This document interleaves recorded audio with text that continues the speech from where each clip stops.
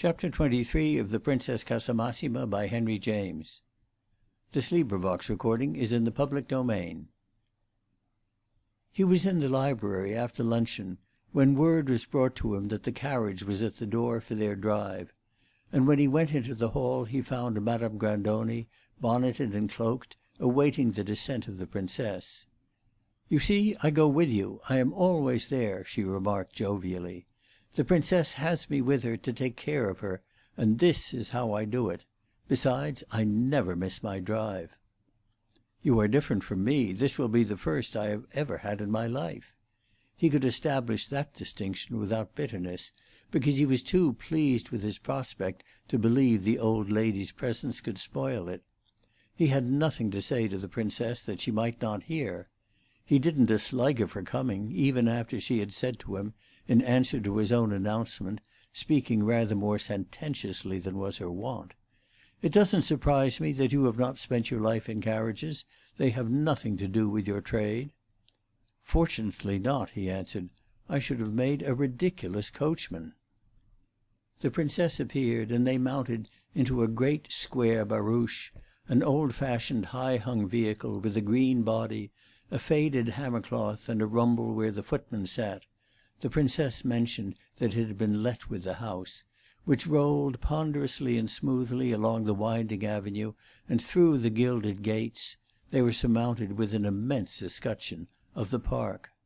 The progress of this oddly composed trio had a high respectability, and that is one of the reasons why Hyacinth felt the occasion to be tremendously memorable. There might still be greater joys in store for him. He was by this time quite at sea, and could recognize no shores, but he would never again in his life be so respectable. The drive was long and comprehensive, but very little was said while it lasted. "I shall show you the whole country. It is exquisitely beautiful. It speaks to the heart." Of so much as this his hostess had informed him at the start, and she added in French, with a light allusive nod at the rich humanized landscape, "Voilà ce que j'aime en Angleterre." For the rest she sat there, opposite to him, in quiet fairness, under her softly swaying lace-fringed parasol, moving her eyes to where she noticed that his eyes rested, allowing them, when the carriage passed anything particularly charming, to meet his own, smiling as if she enjoyed the whole affair very nearly as much as he, and now and then calling his attention to some prospect, some picturesque detail, by 3 words of which the cadence was sociable. Madame Grandoni dozed most of the time, with her chin resting on a rather mangy ermine tippet, in which she had enveloped herself, expanding into consciousness at moments, however, to greet the scenery with comfortable polyglot ejaculations. If Hyacinth was exalted during these delightful hours, he at least measured his exaltation, and it kept him almost solemnly still, as if with the fear that a wrong movement of any sort would break the charm, cause the curtain to fall upon the play.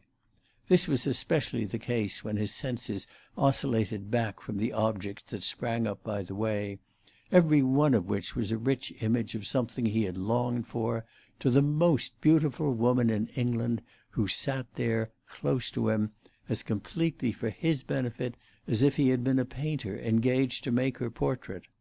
More than once he saw everything through a mist. His eyes were full of tears. That evening they sat in the drawing-room after dinner, as the Princess had promised or, as he was inclined to consider it, threatened him. The force of the threat was in his prevision that the ladies would make themselves fine, and that in contrast with the setting in company he should feel dingier than ever, having already on his back the only tolerably decent coat he possessed, and being unable to exchange it for a garment of the pattern that civilized people, so much he knew if he couldn't emulate them, put on about 8 o'clock. The ladies, when they came to dinner, looked festal indeed, but Hyacinth was able to make the reflection that he was more pleased to be dressed as he was dressed, meanly and unsuitably as it was, than he should have been to present such a figure as Madame Grandoni, in whose toggery there was something comical. He was coming more and more round to the sense that if the Princess didn't mind his poorness, in every way he had no call to mind it himself.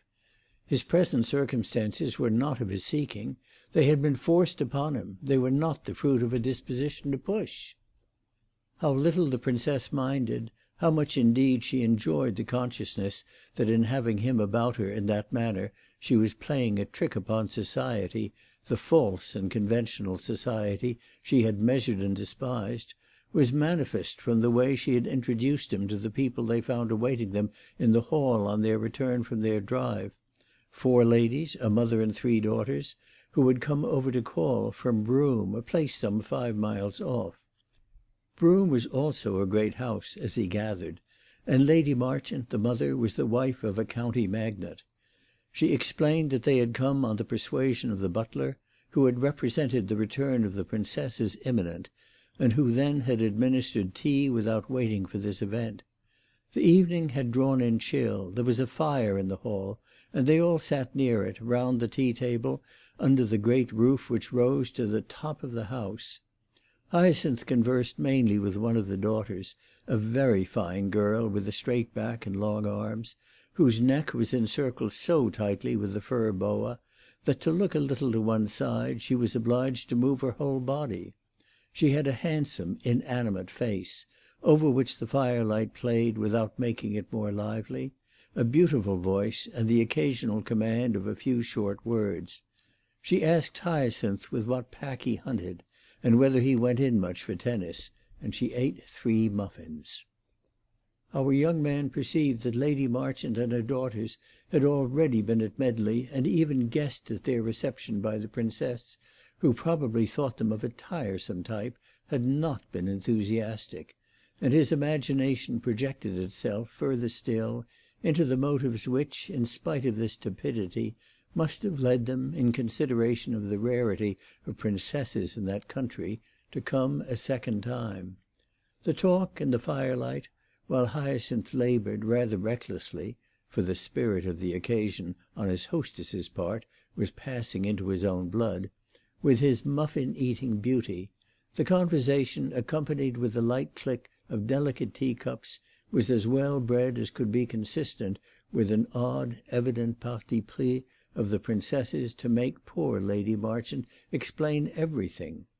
With great urbanity of manner she professed complete inability to understand the sense in which her visitor meant her thin remarks, and Hyacinth was scarcely able to follow her here. He wondered so what interest she could have in trying to appear dense. It was only afterwards he learned that the Marchant family produced a very peculiar, and at moments almost maddening, effect upon her nerves. He asked himself what would happen to that member of it with whom he was engaged if it should be revealed to her that she was conversing, how little soever, with a beggarly London artisan. And though he was rather pleased at her not having discovered his station, for he didn't attribute her brevity to this idea, he entertained a little the question of its being perhaps his duty not to keep it hidden from her, not to flourish in a cowardly disguise. What did she take him for? Or rather, what didn't she take him for when she asked him if he hunted? Perhaps that was because it was rather dark. If there had been more light in the great vague hall, she would have seen he was not one of themselves. Hyacinth felt that by this time he had associated a good deal with swells, but they had always known what he was, and had been able to elect how to treat him. This was the first occasion on which a young gentlewoman had not been warned, and, as a consequence, he appeared to pass muster. He determined not to unmask himself, on the simple ground that he should by the same stroke betray the Princess. It was quite open to her to lean over and say to Miss Marchant, "You know he's a wretched little bookbinder, earning a few shillings a week in a horrid street in Soho. There are all kinds of low things, and I suspect even something very horrible, connected with his birth. It seems to me I ought to mention it." He almost wished she would mention it, for the sake of the strange, violent sensation of the thing, a curiosity quivering within him to know what Miss Marchant would do at such a pinch, and what chorus of ejaculations, or what appalled, irremediable silence, would rise to the painted roof. The responsibility, however, was not his. He had entered a phase of his destiny where responsibilities were suspended. Madame Grandoni's tea had waked her up. She came at every crisis to the rescue of the conversation, and talked to the visitors about Rome, where they had once spent a winter, describing with much drollery the manner in which the English families she had seen there for nearly half a century, and had met of an evening in the Roman world, inspected the ruins and monuments and squeezed into the great ceremonies of the church. Clearly the four ladies didn't know what to make of the Princess, but though they perhaps wondered if she were a paid companion, they were on firm ground in the fact that the queer, familiar, fat person had been acquainted with the Millingtons, the Bunburys, and the Tripps. After dinner, during which the Princess allowed herself a considerable licence of pleasantry on the subject of her recent visitors, declaring that Hyacinth must positively go with her to return their call and must see their interior, their manner at home, Madame Grandoni sat down to the piano, at Christina's request, and played to her companions for an hour. The spaces were large in the big drawing room, and our friends had placed themselves at a distance from each other. The old lady's music trickled forth discreetly into the pleasant dimness of the candlelight. She knew dozens of Italian local airs, which sounded like the forgotten tunes of a people, and she followed them by a series of tender, plaintive German lieder, awaking without violence the echoes of the high, pompous apartment. It was the music of an old woman, and it seemed to quaver a little, as her singing might have done. The Princess, buried in a deep chair, listened behind her fan. Hyacinth at least supposed she listened; at any rate she never moved. At last Madame Grandoni left the piano and came toward the young man. She had taken up on the way a French book in a pink cover, which she nursed in the hollow of her arm, and she stood looking at Hyacinth. "My poor little friend, I must bid you good night. I shall not see you again for the present, as, to take your early train, you will have left the house before I put on my wig, and I never show myself to gentlemen without it. I have looked after the Princess pretty well all day to keep her from harm, and now I give her up to you for a little. Take the same care, I beg you. I must put myself into my dressing gown. At my age, at this hour, it is the only thing. What will you have? I hate to be tight," pursued Madame Grandoni, who appeared, even in her ceremonial garment, to have evaded this discomfort successfully enough. "Do not sit up late," she added, "and do not keep him, Christina. Remember that for an active young man like Mr. Robinson, going every day to his work, there is nothing more exhausting than such an unoccupied life as ours. For what do we do, after all? His eyes are very heavy. Basta." During this little address the Princess, who made no rejoinder to that part of it which had concerned herself, remained hidden behind her fan. But after Madame Grandoni had wandered away, she lowered this emblazoned shield and rested her eyes for a while on Hyacinth. At last she said, "Don't sit half a mile off. Come nearer to me. I want to say something to you that I can't shout across the room." Hyacinth instantly got up, but at the same moment she also rose, so that, approaching each other, they met halfway, before the great marble chimney-piece. She stood a little, opening and closing her fan.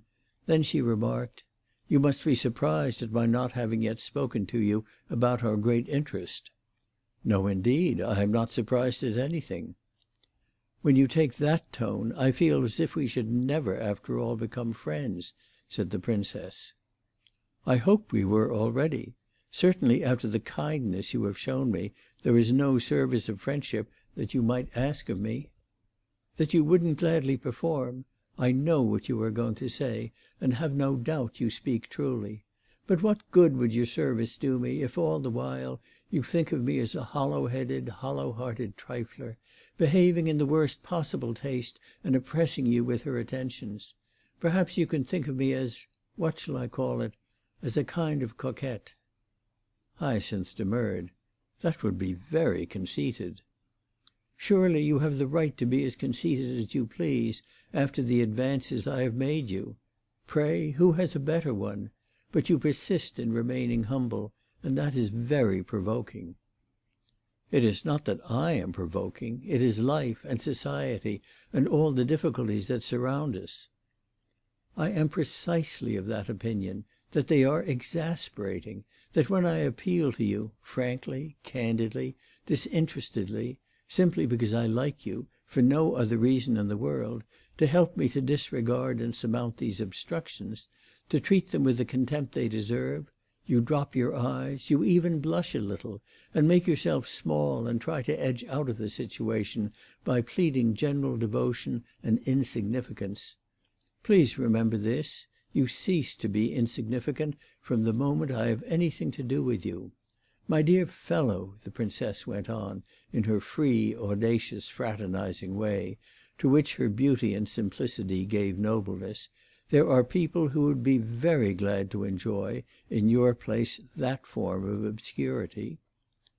"What do you wish me to do?" Hyacinth asked as quietly as he could.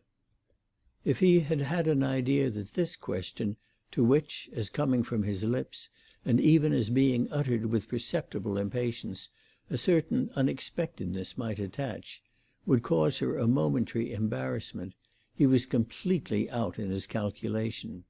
She answered on the instant: "I want you to give me time. That's all I ask of my friends, in general, all I have ever asked of the best I have had. But none of them ever did it, none of them, that is, save the excellent creature who has just left us. She understood me long ago." "That's all I, on my side, ask of you," said Hyacinth, smiling. "Give me time, give me time," he murmured, looking up at her splendour.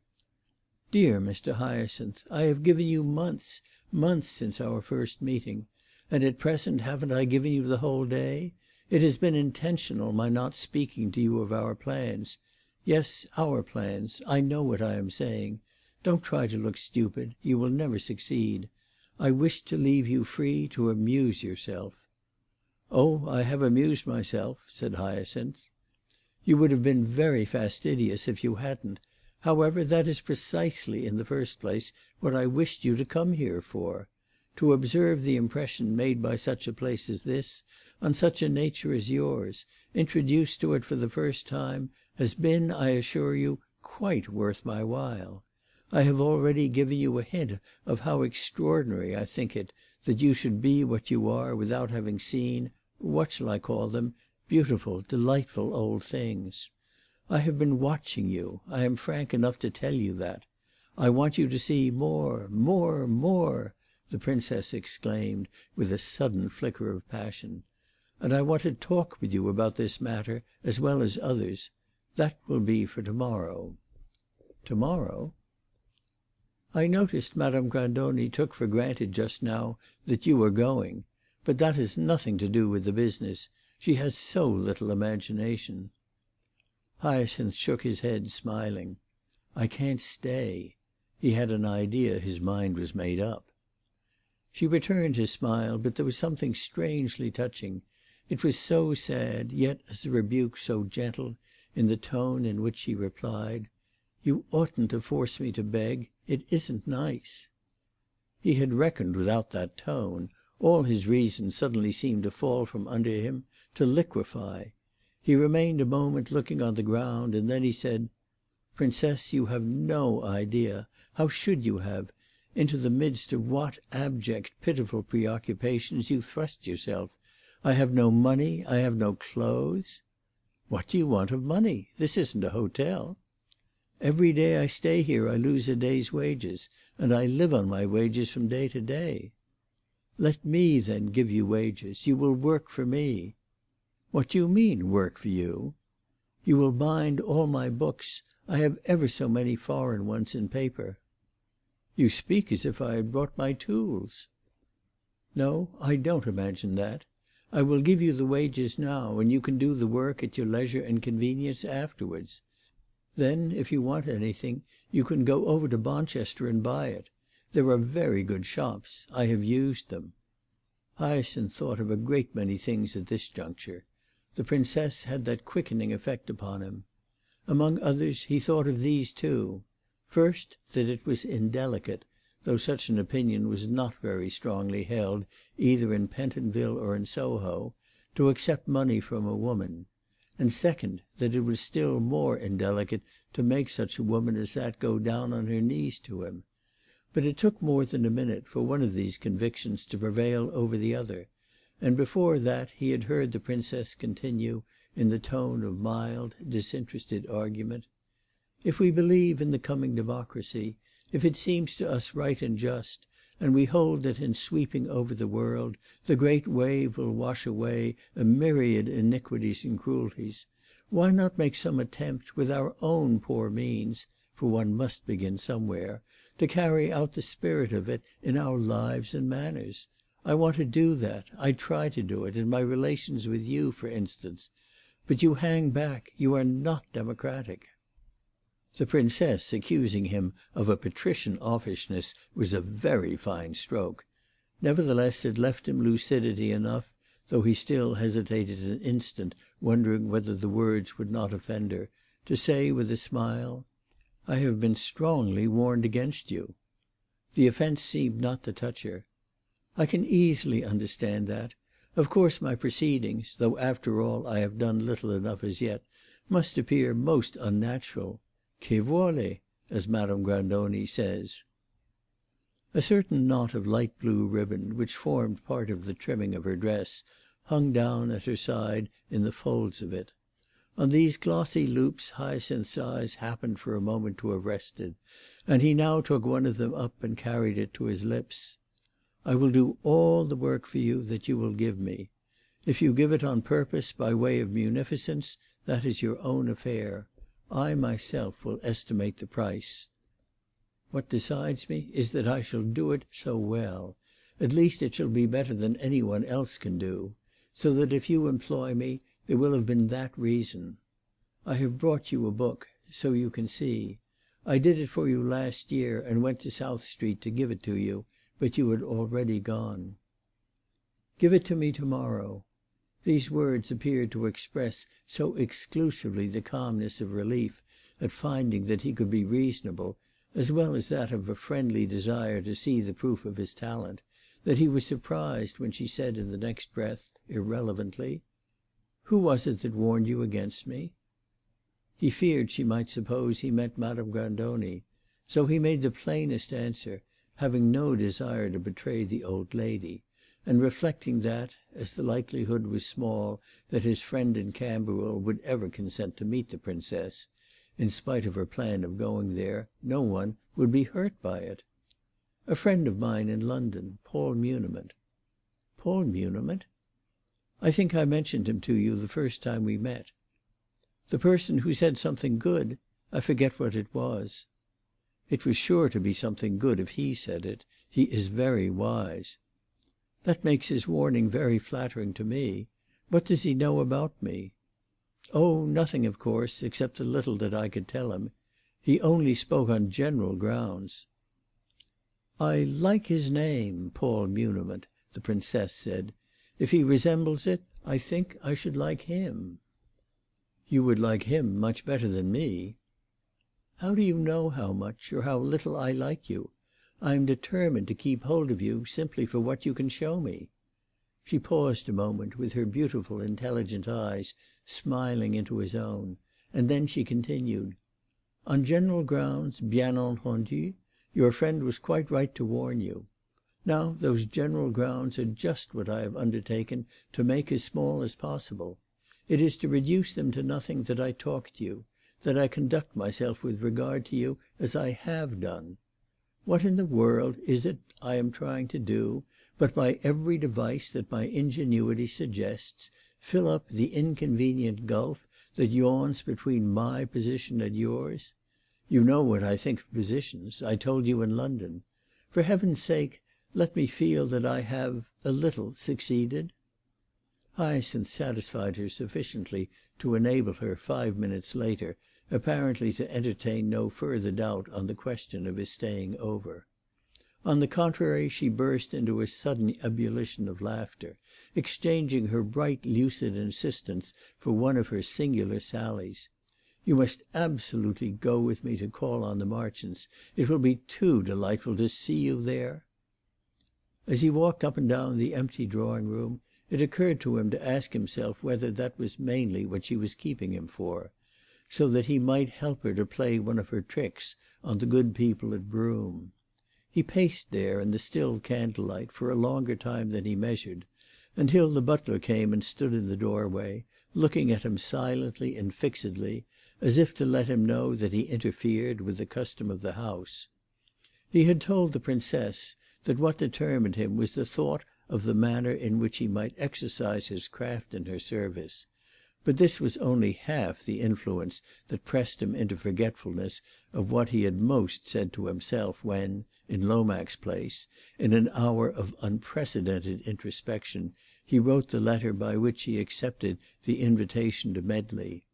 He would go there, so he said, because a man must be gallant, especially if he be a little bookbinder; but after he should be there he would insist at every step on knowing what he was in for.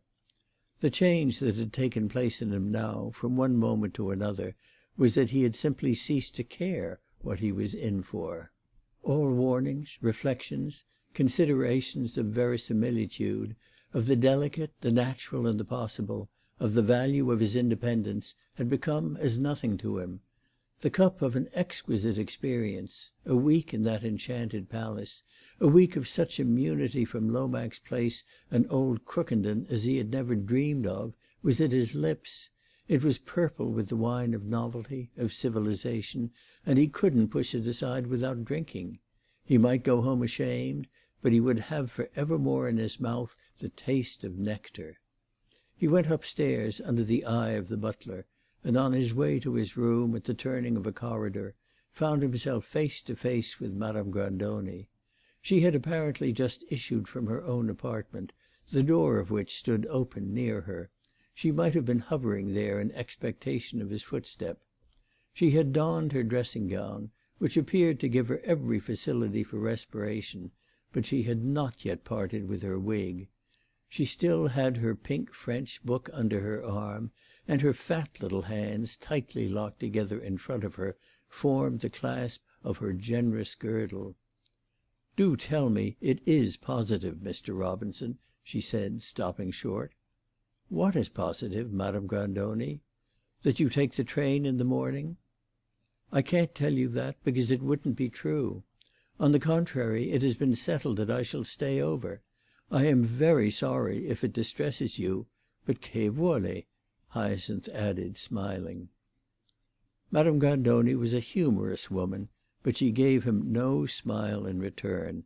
She only looked at him a moment, and then, shrugging her shoulders, silently but expressively, shuffled back to her room. Chapter 24.